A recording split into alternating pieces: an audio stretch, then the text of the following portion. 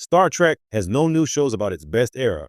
For decades, Star Trek has transported audiences to the far reaches of the galaxy, exploring new worlds, alien civilizations, and the very essence of humanity.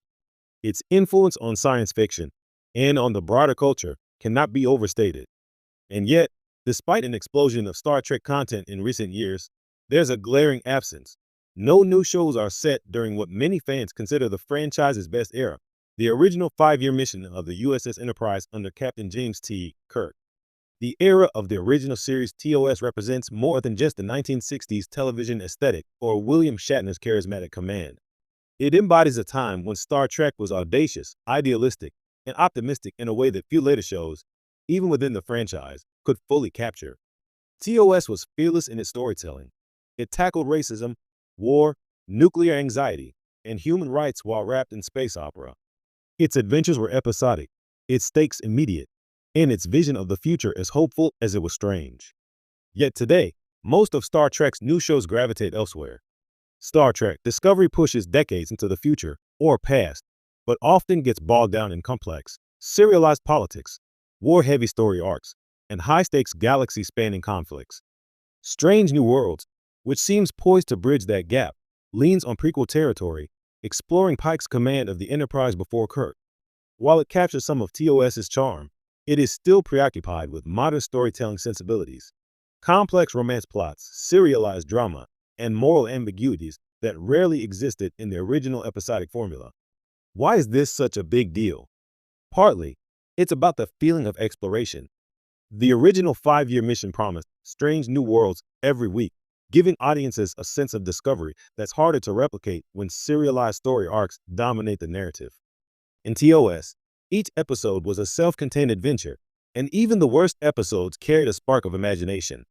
The format allowed writers to experiment with tone, genre, and storytelling style, producing comedies, thrillers, mysteries, and outright horror, all within the context of Star Trek's optimistic vision.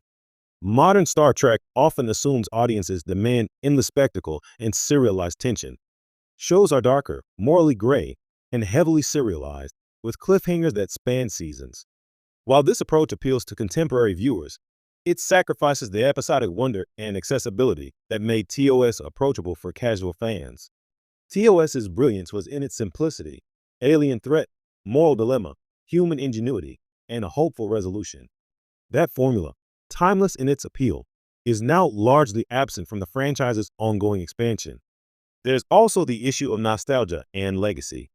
Many fans, particularly those who grew up with reruns of TOS or watched The Next Generation and Deep Space Nine, see the original era as the purest Star Trek experience. These fans crave new content that expands the known universe of Kirk, Spock, McCoy, and the Enterprise crew, rather than prequels, sequels, or distant timelines. The franchise seems wary of committing fully to this period, perhaps fearing comparisons with the iconic original series or the need to recreate the tone and production style faithfully. Yet, the original era is fertile ground for storytelling. There are countless untold stories within the 5-year mission, uncharted planets, unexplored civilizations, and unseen interactions among the crew. Modern technology could bring TOS to life in ways the 1960s could not, offering high-quality visual effects, diverse casting, and richer world building while preserving the charm of episodic adventures. Imagine a show that blends TOS's optimism with today's production values, a series where every week promises a new mystery, a moral question, or a thrilling adventure. The possibilities are endless, and yet they remain largely unexplored. It's ironic that Star Trek, a franchise founded on exploration, seems hesitant to explore its own past fully.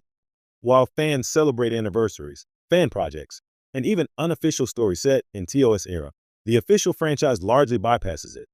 Instead, Paramount leans on eras that already have serialized momentum: Picard, Discovery, Lower Decks, leaving the original era underrepresented despite its enduring fan appeal.